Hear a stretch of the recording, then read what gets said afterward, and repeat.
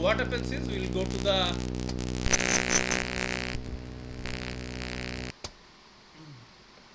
next slide. So this is what we are trying to. Quality of the genomics is very high, and it is not very much this thing that we can able to give all the information in a single go, but we will definitely able to try it. So okay, okay, okay, okay. Just hold on.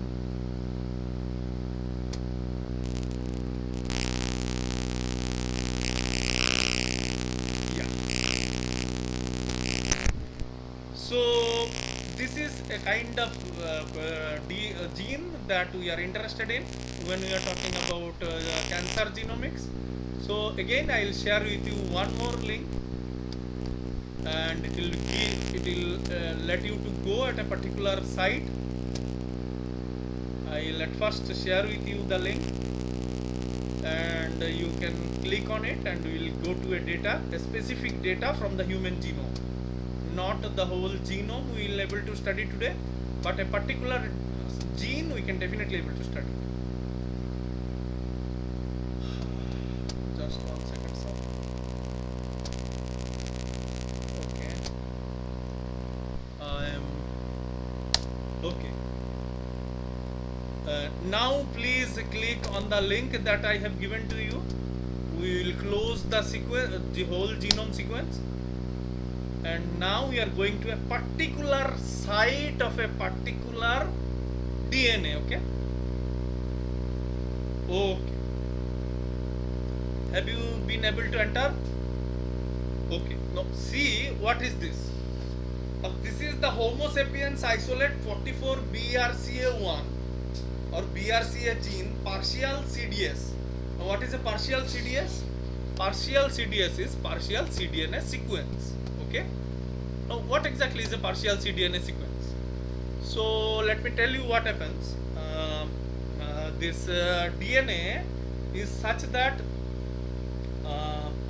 there are plenty of unwanted information in the DNA. As we have seen that we need to do a lot of noise reduction. So what happens is consider that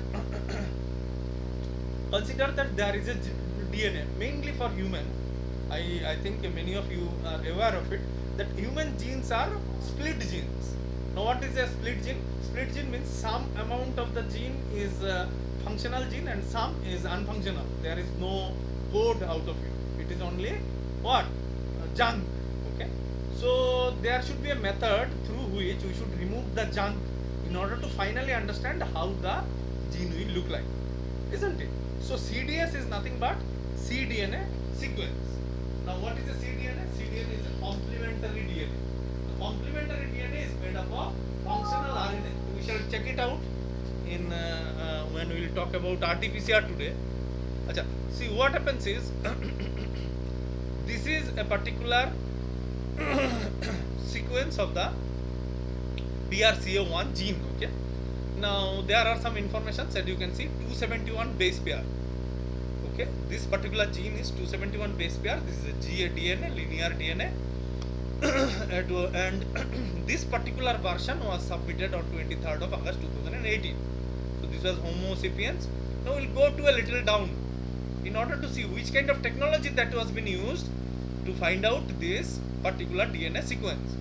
So here you see they have used a particular sequencing technique which is called, see here, sequencing technology called Sanger's dideoxy sequencing.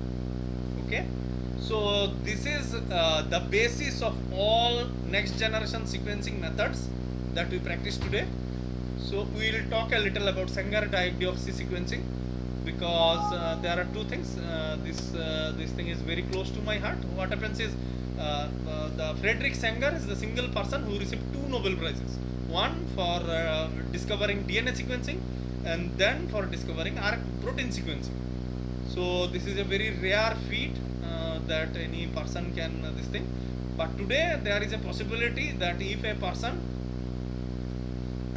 or any institute or organization comes forward with a vaccine which is equally what do you call is proven effective against all kinds of RNA,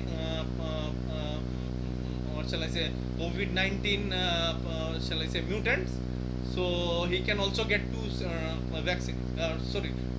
what do you call is Nobel Prizes. One Nobel Prize for finding out a stable vaccine against any particular strain, and then for the second for making this vaccine effective against all different strains that are possible.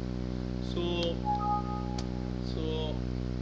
what happens is we'll see the Sanger's dideoxy sequencing, but before going to that, let's see what happens. Now this is a lot many information. See here the author names who, as you can see here, these are the author names or the lab where they have sequenced this particular, what do you call, gene. So many informations are there, and on the bottom only these are the sequences. Okay, can you see the sequences? CT, CA, CT, these are the sequences.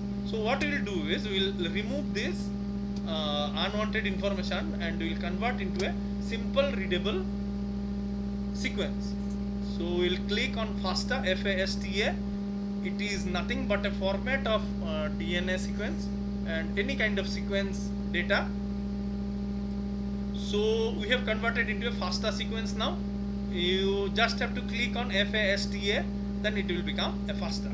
Okay, so this is your FASTA sequence. As you can see, the FASTA sequence starts with a greater than sign, and then the chain, the identifier MF945608.1 is the unique identifier of this particular sequence, and then this is the sequence. Okay, so we will do the hands-on by using this particular sequence today, but before that what we will do is we will see the sequencing technology and the rationale behind this particular sequencing technology, which is very, very important.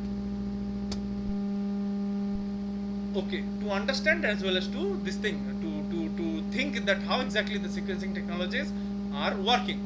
So it's a very, very useful and very, very simple demonstration. So here you see, this is your primer. The primer is nothing but a thing on which the newly built DNA will be formed. Okay, now what happens is every time there is a C, according to Watson-Crick base pairing, there should be G on the opposite, isn't it?